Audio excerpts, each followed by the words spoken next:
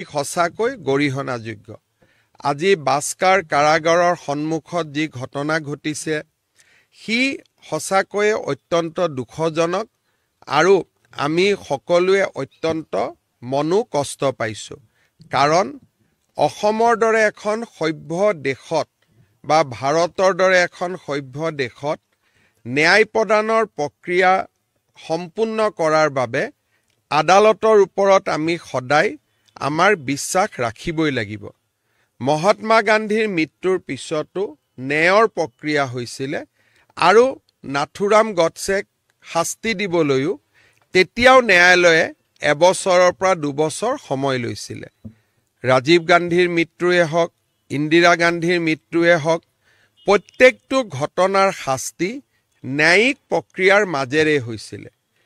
আজি ৰাজনৈতিক দলসমূহে ৰাইজক, সাধাৰণ ৰাইজক যি সঁচাই জুবিনক প্ৰাণ ভৰি ভাল পায়, জুবিনক প্ৰাণৰ শিল্পী, জুবিনক আপোন বুলি ভাবে, আমাৰ দৰে অসংখ্য যি জুবিনৰ অনুৰাগী, তেওঁলোকক উত্তেজিত কৰাৰ বাবে যি প্ৰচেষ্টা, মই ভাবোঁ যে ই সঁচাকৈয়ে অসমৰ স্বাৰ্থত নহয়, ই বহু দিনলৈ অসমক ক্ষতি কৰিব।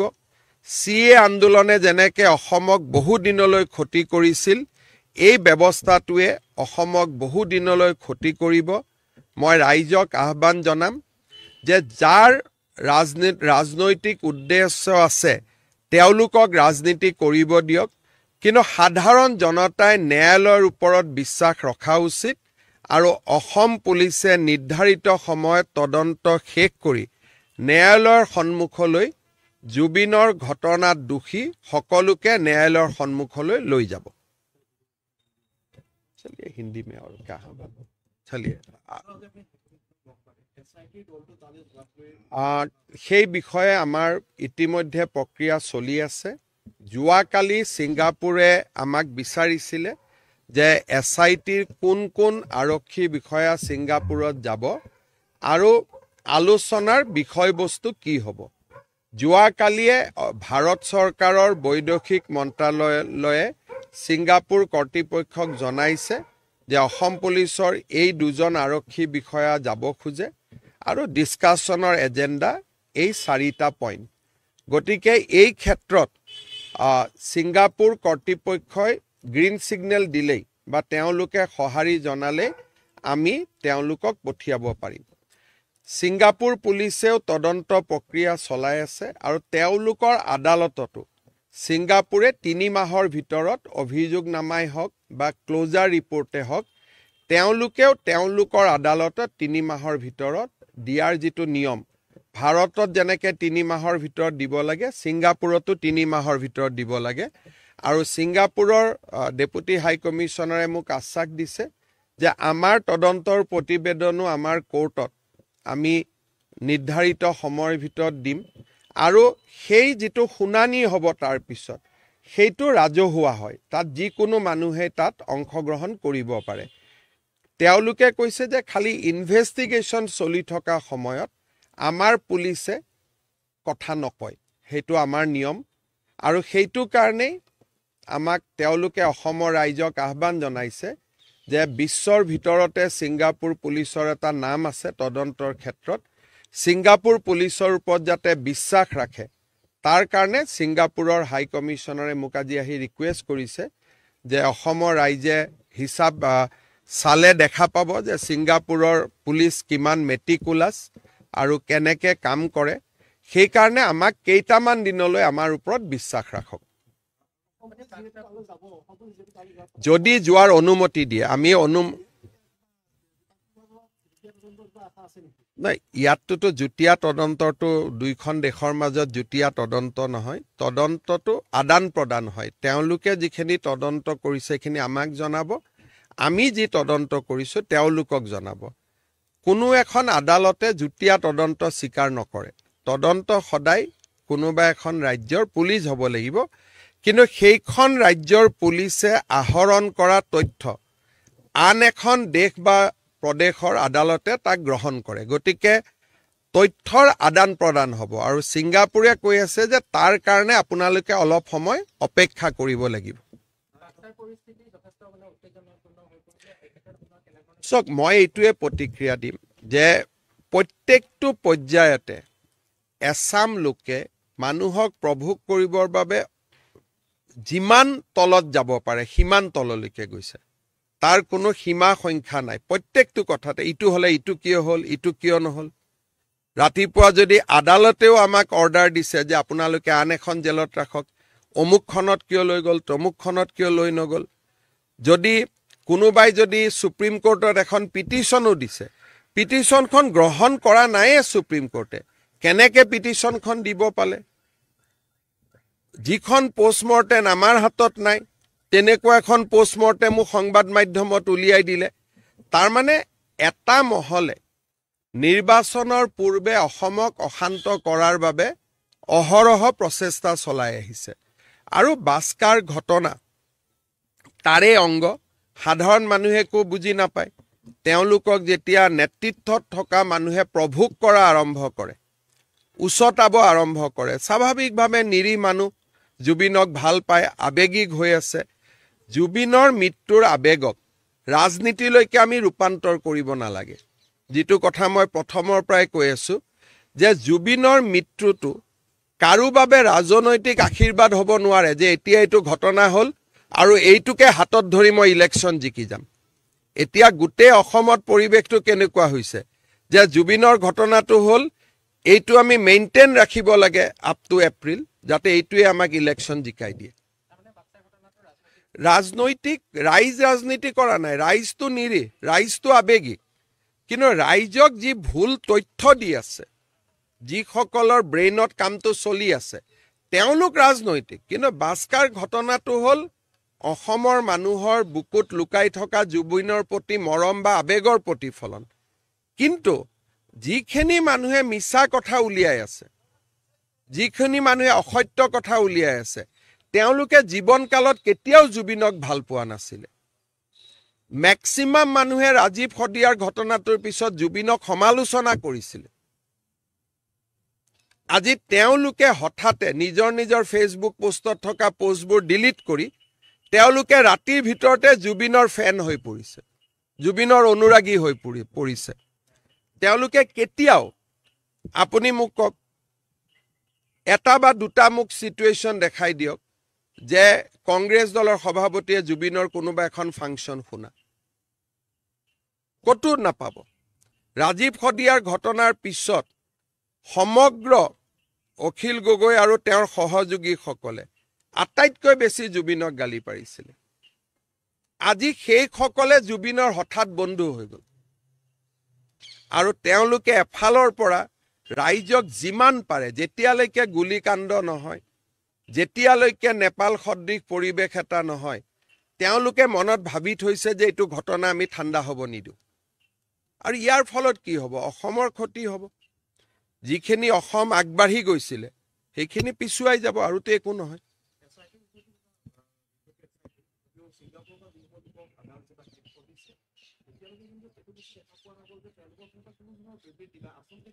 বিবৃতিটো নিদিয়ে নহয় কোৰ্টৰ তেওঁলোকক দিয়াটো আমি আপত্তি কৰা নাই সাংবাদিকে তেওঁলোকক সুধিলে তেওঁলোকে কথা ক'ব কিন্তু আমি যিখিনি জানিব লগা আছে সেইখিনি তেওঁলোকে এছআইটিকো দিছে এছআইটিৰ পৰা আগবাঢ়ি গৈ তেওঁলোকে আদালতো দি আহিছে 164 ষ্টেটমেণ্ট বুলি কয় তেওঁলোকে ছিংগাপুৰৰ পৰা যিসকল আহিছে তেওঁলোকে অকল এছআইটিতে ষ্টেটমেণ্ট দি ক্ষান্ত হোৱা নাই তেওঁলোকে তাতকৈ আগত গৈ আদালতৰ সন্মুখত গৈ ষ্টেটমেণ্ট দিছে সাংবাদিকৰ কোনোবাই সাংবাদিকক কথা কয় নকয় আৰু বৰ্তমান অসমত এইটো পৰিৱেশ যে সাংবাদিকক কিবা এটা কথা ক'লে লগে লগে তাৰ এটা বেলেগ বেলেগ ধৰণৰ কমেণ্ট উলিয়াই ইফালে সিফালে গণ্ডগোল হৈ যায় কাৰণ অসমত সেই পৰিৱেশটো বৰ্তমান নাই গতিকে তেওঁলোকৰ যিটো দায়িত্ব এছআইটিত ষ্টেটমেণ্ট দিব লাগে দিছে তেতিয়া আমি এছআইটিয়ে কৈছো এইখিনি কথা আপুনি কোৰ্টত ক'ব পাৰিবনে নাই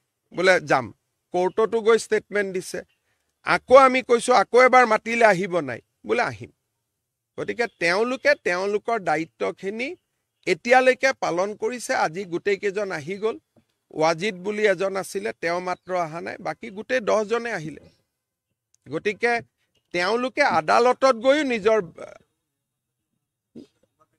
তেওঁলোককতো নিৰাপত্তাটো দিবই লাগিব। এইবিলাকতো ব্ৰাইট অসমীয়া ল'ৰা ছোৱালী নহয়, যদি কোনোবাই কিবা এটা কৰি দিয়ে। এইবিলাকতো জুবিনৰ অনুৰাগী হয়, জুবিনৰ অনুৰাগী, আৰু লগতে তেওঁলোক ছিংগাপুৰত আছে। অসমৰ বহুত চোকা চোকা ল'ৰাও তাৰ মাজত আছে, দোষী নিৰ্দোষী পিছৰ কথা। তেওঁলোকক যদি অসমত মাতি আনি এই বাস্কাৰ দৰে ঘটনা এটা হ'লেহেঁতেন দায়িত্ব কোনে ল'ব? মই অসমীয়াকহে নিৰাপত্তা দিছোঁ, বেলেগকতো দিয়া নাই। গতিকে আপোনালোকে যদি ভাবে কাকো পুলিচে নিৰাপত্তা দিব নালাগে, তাৰমানে অসমখন কি হ'বগৈ? সভ্যতাৰ বধ্যভূমি হৈ নাযাব জানো? নাই, যি নহওক, এইবিলাক প্ৰশ্নই এনেকুৱা প্ৰশ্নই মানুহক উত্তেজিত কৰি দিয়ে যে নিৰাপত্তা দি লৈ আহিছে। নিৰাপত্তা দিবলগীয়া পৰিৱেশ এটা অসমত আছে কাৰণেহে নিৰাপত্তা দিছে। নিৰাপত্তাটোতো কাৰোবাৰ পৰা কাৰোবাক লুকাবৰ কাৰণে নিৰাপত্তা দিয়া নাই।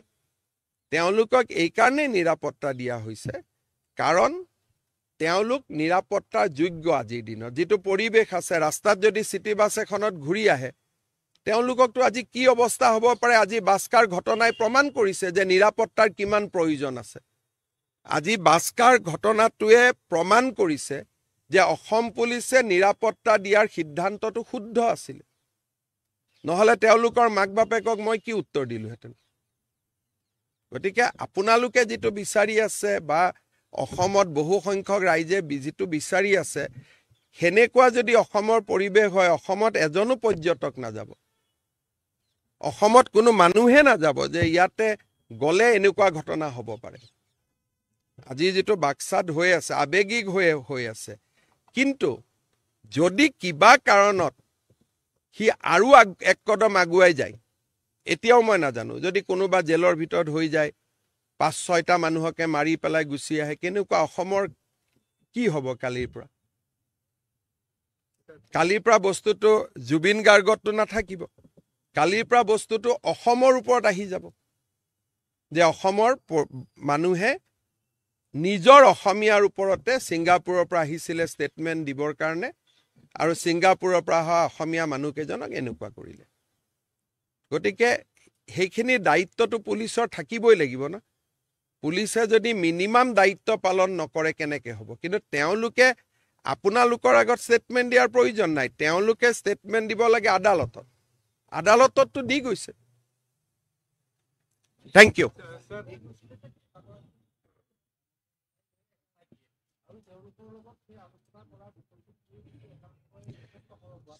এতিয়া সেইটোকে কথা, আপুনি যিয়ে কৰে তাত সৰব হয়। যদি নজনাই, কেইদিনমান আগতে কংগ্ৰেছৰ এজন নেতা কলা কোট পিন্ধি CIDত গ'ল। CIDয়ে তেওঁক কথা নজনালে, নজনোৱাৰ লগে লগে 3-4টা টিভিত টক শ্ব' পাতি আৰম্ভ কৰিলে যে কিয় নজনালে। আকৌ কালি যেতিয়া আমি জনালো, তেতিয়া কৈছে কিয় জনালে। আপোনালোকে চাব, ধৰক মই এতিয়া নাম ক'ব খোজা নাই, কোনোবা এটা টিভিত আজিৰ পৰা 2 বছৰ আগতে পঞ্চ পাণ্ডৱ বুলি এটা টক শ্ব' কৰিছিলে। কিমান ভাল মহন্ত পৰিবাৰ, আজি তাতে দপদপাই আছে যে মহন্ত পৰিয়াল ইমান বেয়া। তো এই গোটেই কথাবিলাক যিখিনি মানুহে জুবিন গাৰ্গক লৈ, বিকাশ অসম বুলি এজন ল'ৰা আছে লাচিত সেনা, জুবিন গাৰ্গক লৈ ৰাজীৱ সদিয়াৰ মৃত্যুৰ পিছত ইমান বেয়াকৈ লিখিছিলে, তেওঁ আজি কৈ আছে চিঞৰ এটা মাৰ, ন্যায় লাগে আমাক। উৎপল বৰা, মই জাৰ্নেলিষ্টজনৰ যোৰহাটত মই নিজে ভিডিঅ' আপোনালোকক দেখুৱাইছোঁ।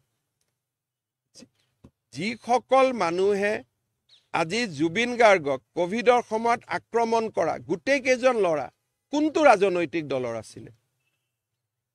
জুবিন গাৰ্গে কোনখন বাতৰি কাকতৰ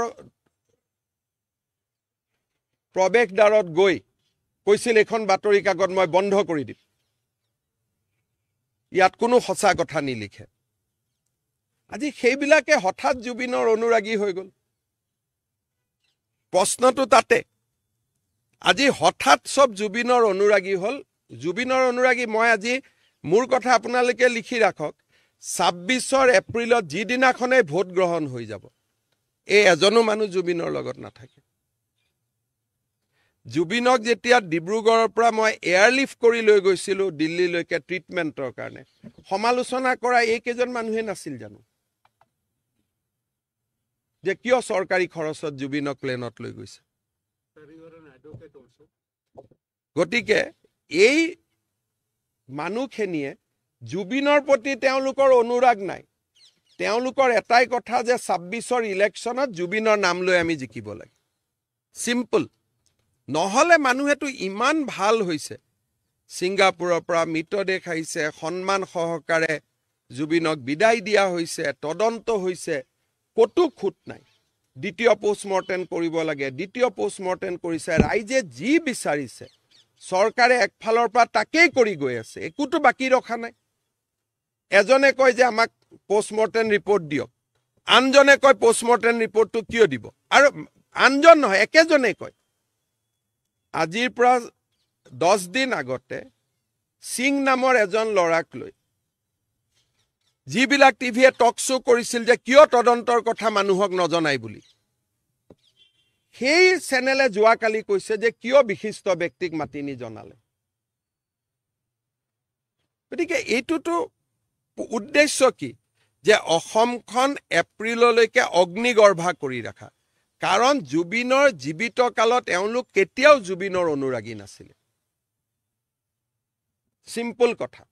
গতিকে এই পৰিৱেশটো আমিও লক্ষ্য কৰি আছোঁ, আৰু মই নিজে বিশ্বাসী যে অসম চৰকাৰৰ SITয়ে জুবিনক সম্পূৰ্ণ ন্যায় দিব পাৰিব, মোৰ তাতে কোনো সন্দেহ নাই।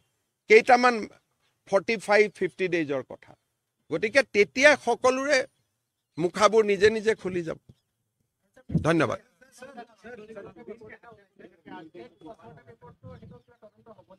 এতিয়া কাক তদন্ত কৰিলেতো কাক ধৰিব লাগিব? এইখন উৎপল শৰ্মাই কালি সেইখন পোষ্ট কৰিছে, লুৰিণজ্যোতি গগৈয়ে পোষ্ট কৰিছে। তদন্ত কৰিলেতো এইবোৰ মানুহকে ধৰিব লাগিব যে আপোনালোকে নাজানা নুশুনাখন কিয় ছ'চিয়েল মিডিয়াত দিলে বুলি। কি তদন্ত কৰিব? এইবিলাক চাৰ্কুলেট কোনে কৰি আছে? ডাঙৰ ডাঙৰ মানুহবিলাকে কৰি আছে নহয়। এতিয়া মই তেওঁলোকক যদি ধৰিব যাওঁতো মোক ক'ব যে আপুনি পলিটিকেলি মটিভেটেড। কালি সেইকেইখন কোনে কোনে টুইটাৰত আপলোড কৰিছিল? এবাৰতো ADGPক সুধিব পাৰে ফোন কৰি যে আমি এনেকুৱা এখন বস্তু পাইছোঁ, সঁচা নে মিছা? তাত চহীও নাই, সেইখন পোষ্টমৰ্টেম ৰিপৰ্টত চহীটোও নাই। আৰু চহী নোহোৱা পোষ্টমৰ্টেম ৰিপৰ্ট এটা সকলোৱে ছ'চিয়েল মিডিয়াত দি কৈছে এখন সঁচা নে মিছা কওক। তাৰমানে কি? আপুনিতো জনাই দিলে মানুহক। যদি আপোনালোকে লগে লগে মুন্না গুপ্তাক ফোন কৰিলেহেঁতেন, আৰু তাত তেওঁলোকে ফোন ধৰিলে কোনে ফোন নুঠালেহেঁতেন যে আমি এখন এনেকুৱা পোষ্টমৰ্টেম পাইছোঁ, সঁচা নে মিছা? মই যেতিয়ালৈকে ৰাতি খবৰটো পাওঁ চবেইতো ছ'চিয়েল মিডিয়া দিয়েই দিলে। এতিয়া কি তদন্ত কৰিব? তদন্ত কৰিলে কাক ধৰিব লাগিব? কোনোবা সাংবাদিক, কোনোবা সম্পাদক, কোনোবা ছাত্ৰ নেতা, কোনোবা যুৱ নেতা, কোনোবা ৰাজনৈতিক নেতাক। গতিকে আজিৰ দিনত যদি আমি অসমক অশান্ত কৰিব খোজা নাই আৰু জুবিনক ন্যায় দিব বিচাৰিছোঁ, তেতিয়াহ'লে আমি ৰেষ্ট্ৰেইন হ'ব লাগিব। আমি সিদ্ধান্ত ল'ব লাগিব যে এই পুলিচক আমি বিশ্বাস কৰিছোঁ, আমি আৰু এইকেইটা দিন কথা নকওঁ। যদি প্ৰত্যেক দিনাই একোজন বিশেষজ্ঞই কমেণ্ট দি থাকে, তদন্ত কেনেকৈ হ'ব? ৰাজীৱ গান্ধীৰ মৃত্যুৰ পিছততো কংগ্ৰেছে ইমান কেতিয়াও কমেণ্ট দি থকা নাছিল। ইন্দিৰা গান্ধীৰ মৃত্যুৰ পিছততো কংগ্ৰেছে কেতিয়াও কমেণ্ট দি থকা নাছিল। তেতিয়াহ'লে কংগ্ৰেছে জুবিনৰ ওপৰত কিয় কমেণ্ট দি আছে? তেওঁলোকৰ নিজৰ নেতাৰ হত্যাৰ পিছতোতো তেওঁলোকে কমেণ্ট দিয়া নাছিলে, সদায় কৈছিলে যে পুলিচক কামটো কৰিব দিয়ক বুলি। আজি ২৬ৰ ইলেকশ্যন নাথাকিলেতো কোনেও একো নকৰিলেহেঁতেন।